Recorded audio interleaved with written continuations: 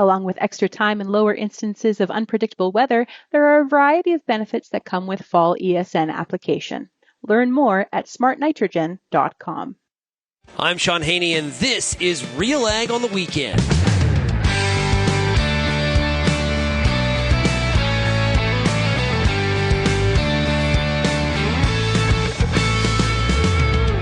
Let's get real and get connected with the week that was in Canadian agriculture. RealAg on the Weekend starts now. Hello and welcome to RealAg on the Weekend here on CKOM 650 Saskatoon and CJME 980 Regina. I am your host for the day, Lyndsey Smith, as Sean Haney is away on holidays this week. And oh my goodness, we've got a very full show for you today. There is a ton of news happening. And of course, there's a provincial election happening right now. There's also, even today, BC is electing a new government. We also have elections happening in New Brunswick on Monday, and then, of course, Saskatchewan's own on October 28th. So there is a lot happening on the political scale. Also, of course, in agricultural news, there is so much to cover. So my colleague Kelvin Heppner will join me later in the show to tackle some of those issues as well. But first, we're going to jump right in to my conversation with Chris Vervaet. He's the executive director of COPA, that's the Canadian Oilseed Processors Association, and he and his group is following very closely to what is happening in the United States with the Inflation Reduction Act and a certain part of it known as 45Z, or Z if you're in the U.S. This particular law or change in how biofuel producers in the States will be compensated for using different feedstocks could have a significant impact on Canadian canola. And so we're going to dive right in and look at what impact this could have on canola production or canola prices here in Canada. Chris, welcome here. Who is COPA? Yeah, thanks, Lyndsey. COPA, as you say, is the Canadian Oilseed Processors Association. We are the association in Canada that represents the interests of the crushing companies that do business here in Canada. We've been around for more than 3 decades. We work really closely with the Canola Council of Canada. So we are part of the canola family, and our linkage to the canola family is really through the good work that we do in collaboration with the value chain. Mm-hmm. Okay, so now I think for many of us, especially in Western Canada with canola, the good news story of the last few years has been the incredible amount of the expansion of the canola crush in Western Canada, of the actual infrastructure, either in place, planned, in the works, etc. Where does most of that crush go? So where does Canadian canola end up as far as oil or meal? Yeah, for sure. Some exciting times for the industry with the expansion that is underway. I would say that most of the canola oil is still very much destined to the food market. That's our base. This is a market that we can not lose sight of and will not lose sight of. So the food market continues to dominate in terms of where the oil flows. A lot of the expansion, though, that is underway is predicated on what is not necessarily a new market, but we can call it a growing market, and that is biofuels. So a lot of the canola oil over the last couple of years has started to flow into the biofuel market. But I want to be clear that that is not taking any canola oil out of that traditional market. This is additional incremental demand as it relates to new flows of canola oil in the United States and here in Canada as well. Mm-hmm. The meal is a little bit easier to describe. It just gets used as a animal feed, and predominantly and mostly it's used as an animal feed for dairy rations because of its ability to increase milk productivity. So that's really where we try to target our meal sales to those dairy farms in the United States and other parts of the world. The focus is obviously food, but there has been, of course, in recent years, more of a push on the policy side for renewable fuels, for biofuel, for lower carbon intensity fuels, all of these words that people may hear or see in policy. And so one of the reasons we're talking today is there are, of course, things in the U.S. on the policy side, in the works that may potentially have an impact. We're not sure yet on that market for Canadian canola. So we're talking about 45Z. We're going to call it Z because we're Canadian, but I'm sure in the US they use Z. That's okay. We can celebrate our differences. So we'll start there, perhaps, of what is 45Z and why is the US sort of working towards this policy based on some of the factors that are happening with imports, exports, et cetera? Sure. So 45Z is a provision that's part of the Inflation Reduction Act, which made quite a bit of news a couple of years ago in terms of putting that law into effect in the United States. And what it is essentially, 45Z, is a tax credit for biofuel producers in the United States. That's what it is at its highest level. Tax credits for biofuels in the United States are not new. There's been tax credits in that market for many, many years. But through those years, it's always been a blender's tax credit. 45Z is significant in that it changes from a blender's tax credit to a producer's tax credit. Another very significant difference between these tax credits when it migrates from a blender's tax credit to a producer's tax credit in 2025 is that the amount of the tax credit that a biofuel producer can earn is going to be contingent on the carbon intensity of the biofuel that they produce. And a big component of that carbon intensity is going to be the feedstock that they use. So feedstock refers to things like canola oil, soybean oil, corn, if you're talking about ethanol.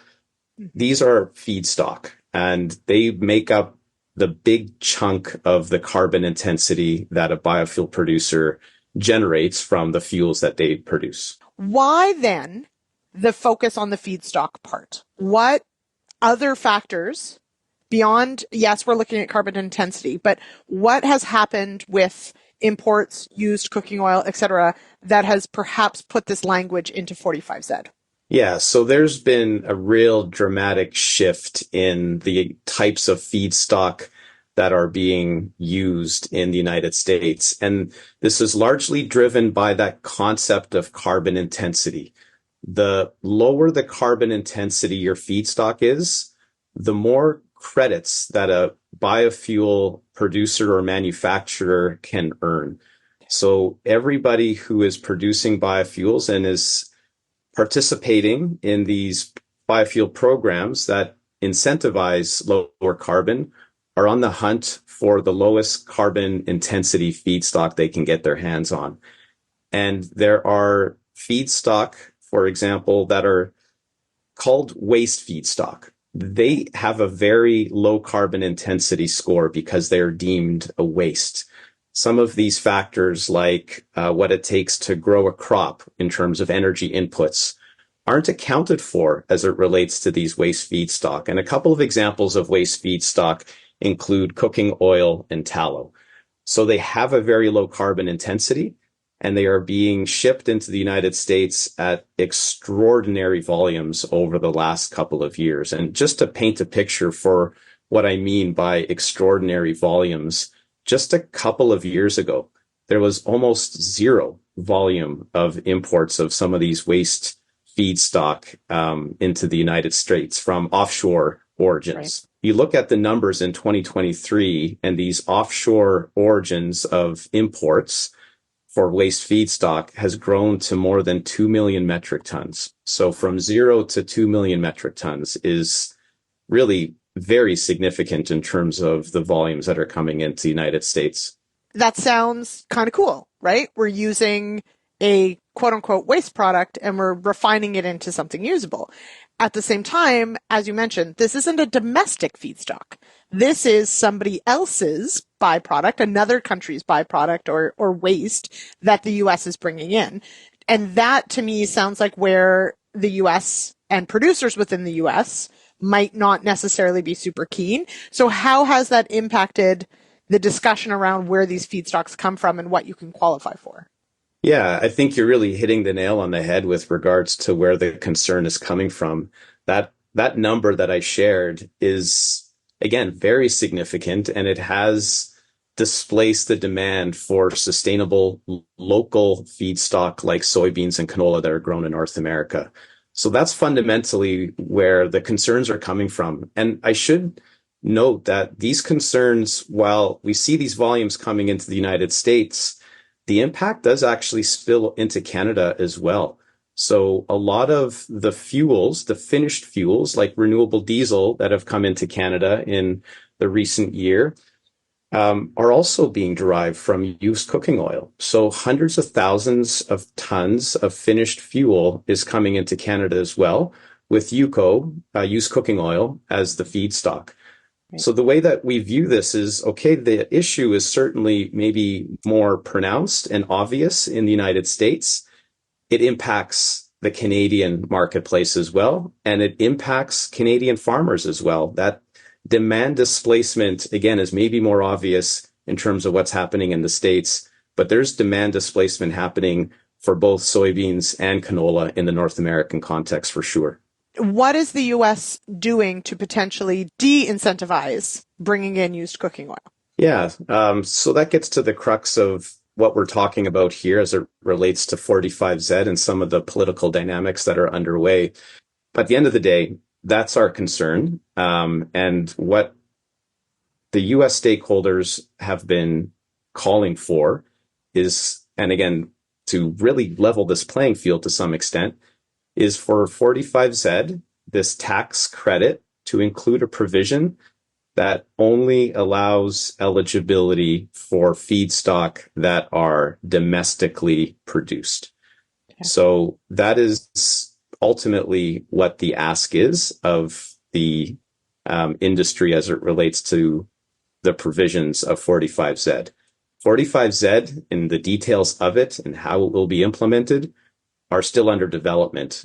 So this is still under construction, so to speak. And the ask from the U.S. industry is to include this domestic feedstock only provision. So that initially sounds great, right? Solves the problem. But last time I checked, Canada, not the U.S. Does that mean Canadian canola ends up as collateral damage? Yeah, great question. So again, I think you said it quite rightly. We have a lot of shared concerns between our two markets, and we are highly integrated, and we've had a lot of success leveraging that integrated market between the Canada and the United States. But we are, of course, concerned with any blanket provision that might exclude Canadian feedstock from participating in 45Z.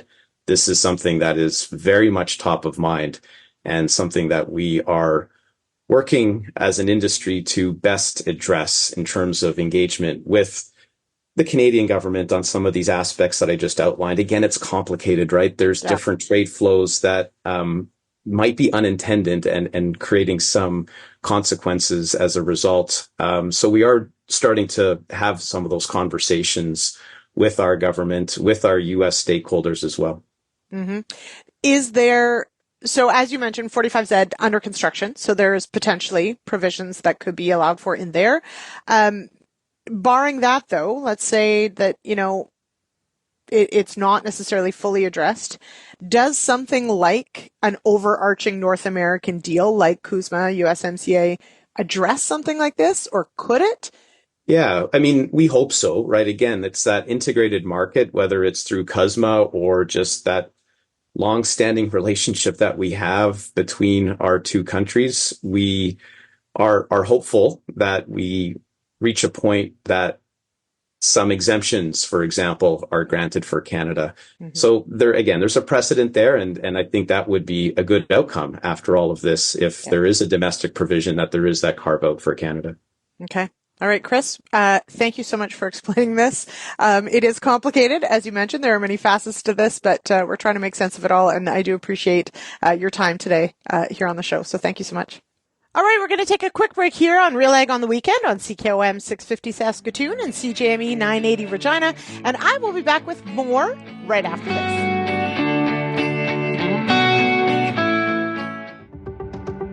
Since 2010, the Wheat School on RealAgriculture.com has been helping farmers to grow great wheat. Covering everything from markets, the latest research, pest and disease control, all the way down to on-farm trials, the Wheat School has everything your crop needs. Check out our massive video library on YouTube and grow great wheat with the Wheat School Brought to you by Syngenta Canada, C&M Seeds, and Alberta Grains. If you're involved in the agriculture industry, it's important to stay informed on all the latest issues affecting your business. At RealAgriculture.com, we offer fast, reliable news, information, and insights to help you keep on top of all of the latest in Canadian agriculture. Visit RealAgriculture.com and sign up for our free daily newsletter covering everything from news, agronomy, animal agriculture, and much more. Visit RealAgriculture.com/subscribe today.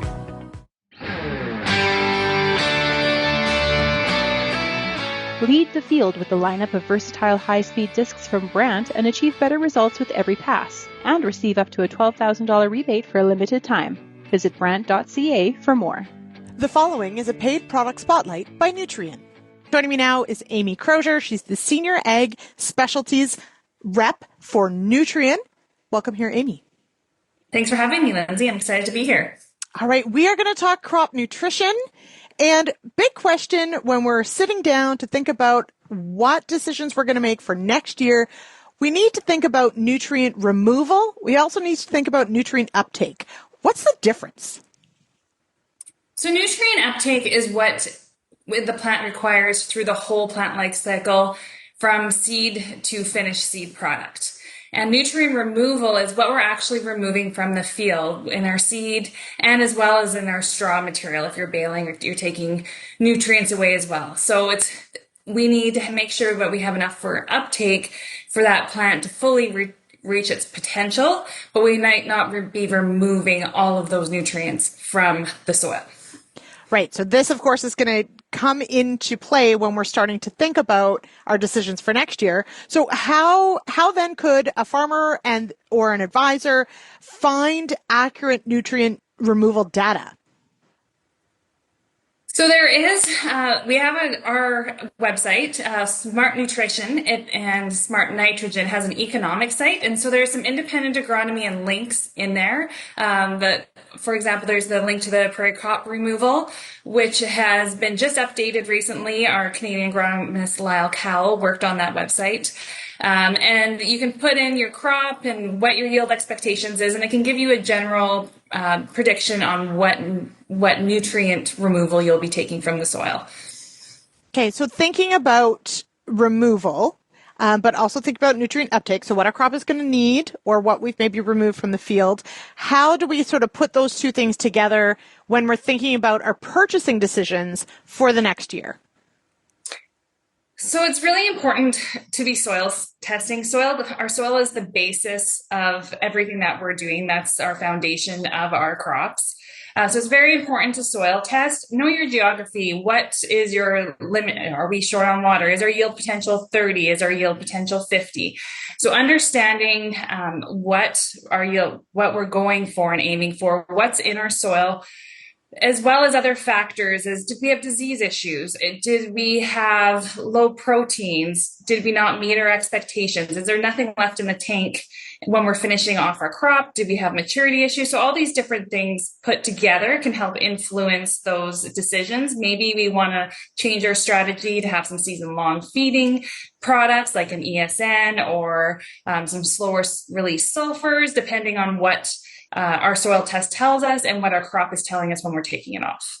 Right. And so you've hit on, of course, two of the big ones, nitrogen. For some crops, though, sulfur is also a really important nutrient in bigger quantities. Which crops do we really need to be focused on when we're thinking about sulfur? So sulfur is really the fourth macronutrient. It works with nitrogen. It's very important to our oilseed crops, but it's also important we produce the highest protein wheat in the world, and we're the farthest away from the markets. When we're going for those high protein wheat, sulfur is also very important. In canola, it's important that first 45 days, as well as later when we're filling the plant, and same in our pulse crops. It's also needed in our peas and lentils. So sulfur is a very important macronutrient. It's the fourth macronutrient, and it's important to have it season long. Mm-hmm. Now, nitrogen, of course, also gets a lot of attention, as it should. It is, of course, needed in large quantities. Which crops are we really focused on for that big nitrogen need? per bushel per acre will remove different amounts of nitrogen, but it really depends on our yield goals. In southern Alberta, in a drought year, we might only be getting 20 bushels of a certain crop, whereas in a high moisture, high organic matter area, we might be getting 50 or 60 bushels. So there are different crops that have different ratios of nitrogen per bushel that we use, but it's very important to know what variety you're growing, what your soil zone is, how much organic matter you're going to kick out, and understanding what limiting factors you have. Do you need more nitrogen later on? Are you in a sandy soil where you're leaching and maybe you need a slow release nitrogen product like ESN, or maybe you need a stabilizer at the beginning when you're applying, because it's also very important that it's not just the amount of nitrogen we need, but it's also the right source and right place, that we're not losing it before our plant is needing it. Absolutely. All right. So where can farmers and their advisors go for more information? You can go to our website. It's called smartnitrogen.com. And there you can also have a link to our Smart Nutrition site, our economics. And we also have a podcast, which is an independent agronomy podcast called The Dirt, which is North American. So you can hear what's going south of the border and north of the border as well for more information. Wonderful. Okay, Amy, thank you so much for joining me on the show today. Thank you very much for having me. And good luck to all the farmers out there. This has been a paid product spotlight by Nutrien. All right, we're going to take a quick break here on RealAg on the Weekend, here on CKOM 650 Saskatoon and CJME 980 Regina. Right after the break, we'll be back with some top news of the week right after this.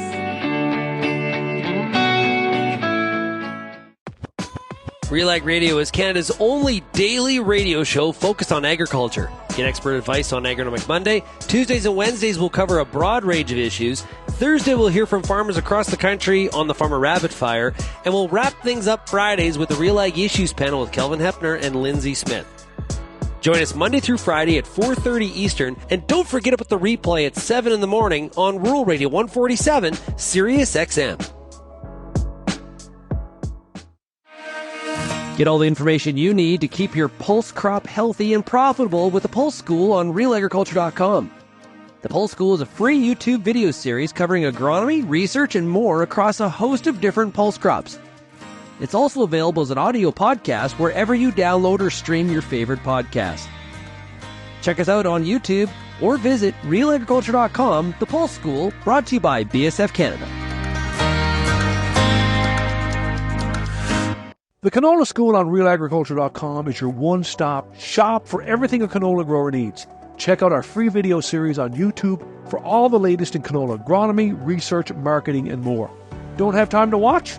Download the podcast version of the Canola School on RealAgriculture.com or anywhere you download your podcasts.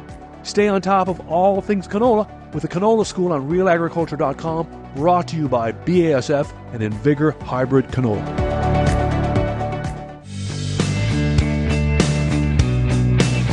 Pioneer brand canola with Optimum Gly, the highest yielding glyphosate-tolerant trait on the market. What's next in canola happens here. Welcome back to RealAg on the Weekend, here on CJME 980 Regina and CKOM 650 Saskatoon. I am your host, Lyndsey Smith, and, well, as promised, it has been an incredibly busy week, and we're going to recap some of the top news. I'll have a few news segments from colleagues of mine as well.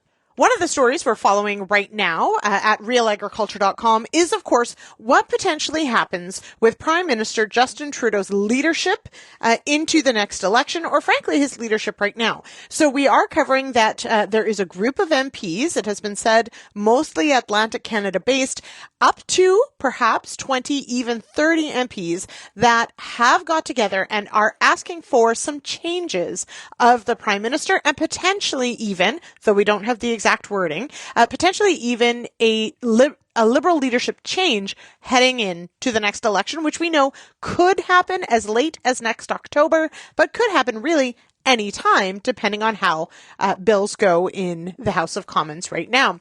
So we're following that along, but that actually comes also on news from the PMO, the Prime Minister's office, of 4 sitting cabinet ministers that have actually already told Justin Trudeau that they are not going to run in the next election. Now, some of these names might be familiar, and one of them should be for sure. So, former Agriculture Minister Marie-Claude Bibeau, whose role was taken over by Lawrence MacAulay again.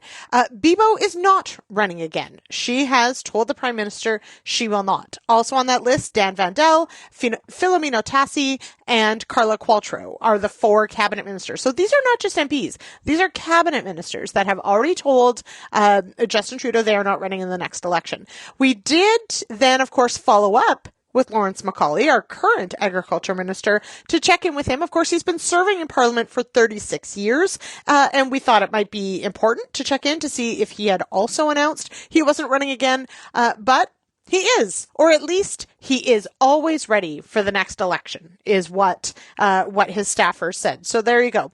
But it does, of course, all of this and all of this jockeying for positions, etc., comes ahead of a caucus meeting happening next week, and whether or not Justin Trudeau will maintain his leadership. It would seem, based on a lot of the media interviews he's been doing, that is very much still his focus, and he will continue. And it does appear that the Liberals are doing what they can to stay in power. So we will continue to cover that one as well. Now, that's big picture. Honing in a little closer into the agriculture industry, we definitely had our share of news this week as well. We go now to Kelvin Heppner. He's based in Altona, Manitoba, who covers news this week that the Canadian Grain Commission has launched its plan to hold fees, to essentially freeze their fee structure for the next 3 years to draw down that multi-million-dollar surplus held by the Canadian Grain Commission. For nearly a decade, the Canadian Grain Commission has been sitting on a massive surplus, over $100 million collected through user fees for grain inspection and weighing that grain companies ultimately passed down to farmers between 2013 and 2017. The surplus peaked at $156 million a few years ago. It's since been drawn down to around $112 million. And this week, we finally saw the Grain Commission announce a plan for drawing down a large portion of that 9-figure surplus. The CGC on October 16th announced it will be maintaining its current fees, its fee formula for the next 3 years, despite those fees no longer covering the full costs of inspections and weighings, according to the Grain Commission. So that means that by maintaining the status quo, the Grain Commission is expecting to reduce that $100 million plus surplus to around $57 million by March of 2027. That includes setting aside $40 million in a contingency fund, a measure that was announced back in 2018. So long-awaited decision here in terms of how the Grain Commission surplus is going to be used, as Chief Commissioner David Hunt says that by drawing on the accumulated surplus, they can avoid new fee increases for the next 3 years. The CGC is also committing to consulting with grain industry stakeholders before making any changes to fees in the future after this 3-year time frame is up. If you go back to 2017, around that time, the Grain Commission had proposed several different scenarios for how the surplus could be used. One of them was to reduce user fees. Another was to set up a compensation fund to improve producer payment security in the case of grain buyer or grain company failures. And the third option was investing the surplus in upgrades to facilities or technical services for the grain industry, something that could potentially have fit with Cereals Canada's GATE project, as Cereals Canada is looking to establish a new technical services and research promotion hub in downtown Winnipeg that is going to cost over $100 million. The Grain Commission here deciding to rather use the surplus to maintain user fees going forward. Staying with the news, of course, we heard this week from Protein Industries Canada. This is, of course, one of the super clusters that was announced years ago that is on its second iteration. It announced this week that it's looking to invest $10 million into new projects that explore blending cereals and pulses, as well as projects that contain only cereals with a preference toward wheat or barley. Now, this is new as far as Protein Industries Canada goes. It's the first time that they're actually looking at projects that involve strictly cereals, and they are looking for expressions of interest for new technology projects with a focus on blending these two staples.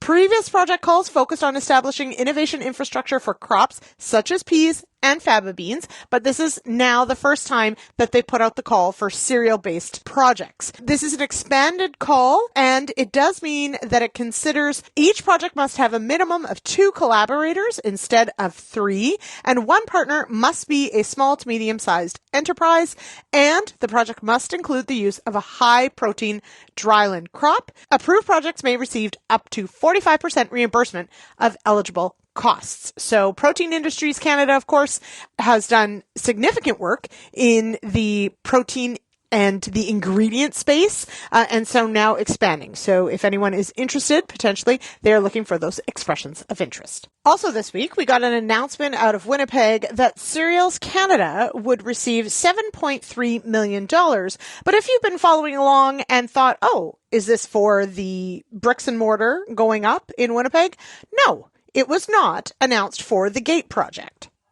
Instead, the $7.3 million is split between 2 different funding opportunities, and just over $6.6 million is through the agri-marketing program, and this will help Cereals Canada work on increasing market access, improving customer support, and expanding exports through initiatives such as technical exchanges, market research, and knowledge sharing among stakeholders, which sounds a lot like what they want to do with Gate, but this is not for Gate specifically, which again, that's the bricks and mortar and sort of the brand new vision for what Cereals Canada will do going forward. Another $674,000 from the Agri-Science program has been earmarked to support research on how environmental conditions impact cereal crop quality during the growing season, to expand milling expertise, and to compare Canadian wheat to international competitors. So certainly when we got word that there was going to be an announcement regarding Cereals Canada and funding, we sort of thought it would be in relation to the Gate project, but alas, it was not. Now, does that mean there is no money coming for Gate? I wouldn't go that far, and that is definitely one of the things. Tune in here next week here on RealAg on the weekend or the week after, because we anticipate that there should be some news in the coming weeks as to whether or not that project is securing the key funding it needs to put that together. So if you're looking for more information on that particular story, if you head on over to RealAgriculture.com, we do actually have a search bar. It's quite useful. If you put in Gate in that search bar, you will find all of our coverage of that particular project and where it stands or where it sits as of right now. Okay, we've got to take a quick break before we get to our last segment here of RealAg on the weekend. You are listening to CKOM 650 Saskatoon and CJME 980 in Regina.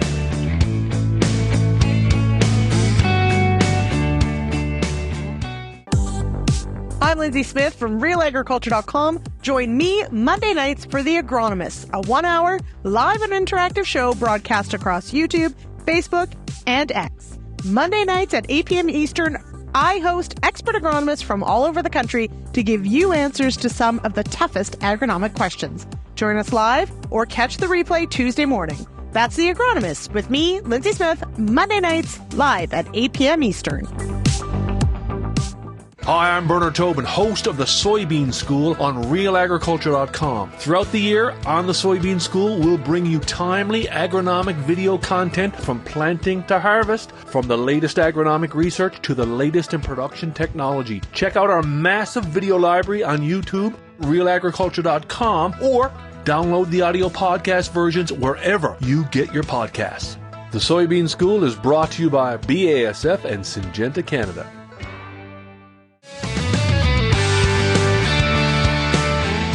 Your Co-op Grow team stays up to date with the latest research and technology to help support your entire operation. Talk to our team for advice tailored to your farm's needs. Co-op, here for your farm, here for your family. Learn more at coop.crs/farm.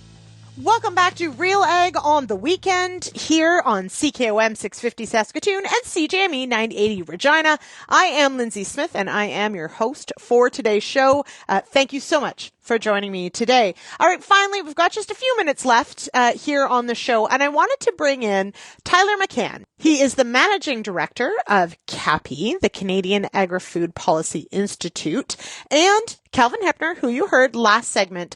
The three of us were on RealAg Radio talking about a study that you may have seen or at least seen shades of on social media this week. Now, this is a paper that looked at the amount of waste that happens in the dairy managed sector. So this was a paper that essentially looked at dumping milk, let's call it, or spilled milk. Essentially, an estimate of how much milk is produced that potentially didn't make it to consumers.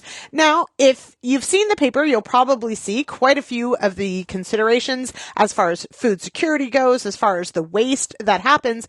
However, there are some key issues with the paper that we think it's important to talk about. So here is a snippet of that conversation with Tyler McCann and Kelvin Heppner. When the paper came out, I was confused, Lyndsey, because in all of kind of the, couple of decades that I've been around dairy farms, I haven't seen anybody dumping milk for kind of any reason. It didn't make sense to me how you would get to this number that 7% of the milk that's dumped that's produced in this country is dumped. One of the benefits of supply management is that you actually can kind of understand how much milk you should produce. And I think, again, most of the farmers that I know do a pretty good job of lining up their production with what's there. So it reduces this kind of need to kind of dump milk.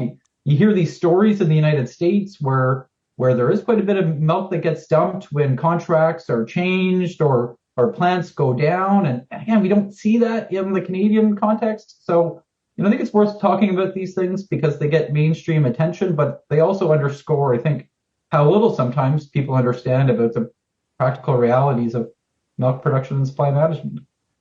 So, Kelvin, we did a bit of digging into this paper that does note 7% of the milk produced over quite a long timeline.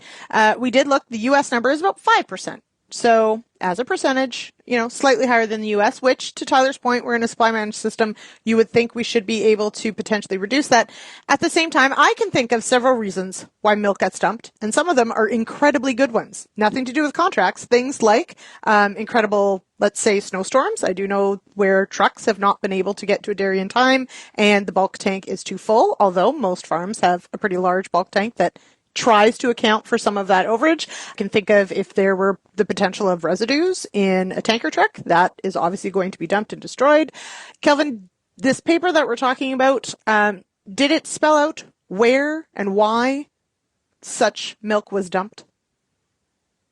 No, it did not. This paper from Dalhousie University, it basically the math was done to estimate how much milk is produced in Canada based on the number of cows and using average production and average days per year in production and that type of thing to calculate how much milk potential production or how much production potential there is in the Canadian dairy cow herd. And then they subtracted reported sales, and that difference was the amount that was described as being spilled or having been discarded. So it certainly did not differentiate all of those different scenarios you talked about, Lyndsey, where milk is kept out of the food, is not sold due to either food safety or quality or animal care reasons, logistics. All of those types of factors could potentially go into this number. And yeah, we compared it to the U.S. number of 5%. I think that U.S. number fluctuates and it's not always measured the same way. And so it's difficult to make that direct comparison, but it sure seems like it's not incredibly out of line, especially if that 7% is using the worst case scenario here, that 10 billion liters of milk was kind of the upper bound. And we also have to look at, in this report, they estimated the environmental impact of all of these billions of liters of milk that supposedly disappeared.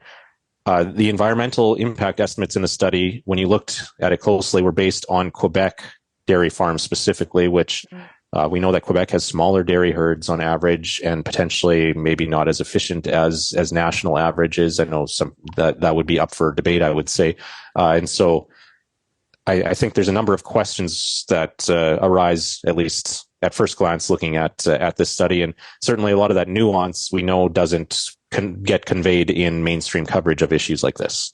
So definitely a few things to talk about there, and frankly, it's a reminder that when you see perhaps, very catchy clickbaity kind of headlines, it's important, I think, to dig a little deeper. All right, that does it for me here on Real Ag on the Weekend, here on CKOM 650 Saskatoon and CJME 980 Regina. Thank you so much for joining me on the show. You can always reach out 1-855-776-6147.